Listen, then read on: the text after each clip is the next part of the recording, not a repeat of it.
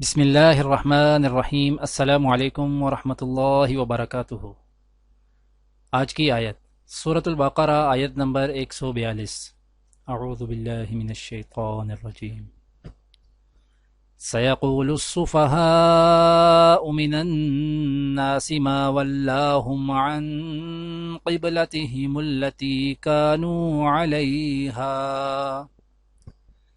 قل لله المشرق والمغرب يهدي من يشاء إلى صراط مستقيم۔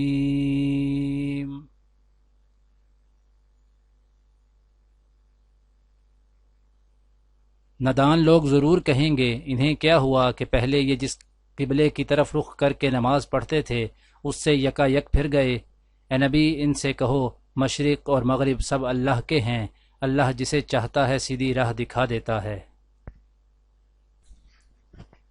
آج کی دعا: رب اغفر لی ولی وادخلنا فی رحمتک وانت ارحم الراحمین۔ اے رب، مجھے اور میرے بھائی کو معاف کر اور ہمیں اپنی رحمت میں داخل فرما، تو سب سے بڑھ کر رحیم ہے۔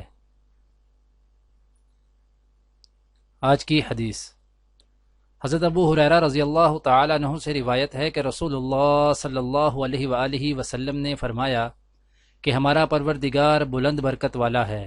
ہر رات کو اس وقت آسمان دنیا پر آتا ہے جب رات کا آخری تہائی حصہ رہ جاتا ہے۔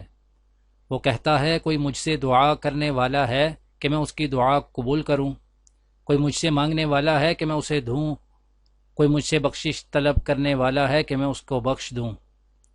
دعا ہے کہ اللہ تعالی دنیا اور آخرت کی تمام بھلائیاں عطا کرے، عمل کی توفیق دے۔ سبحان ربک رب العزت عما یصفون وسلام علی المرسلین والحمد للہ رب العالمین، آمین۔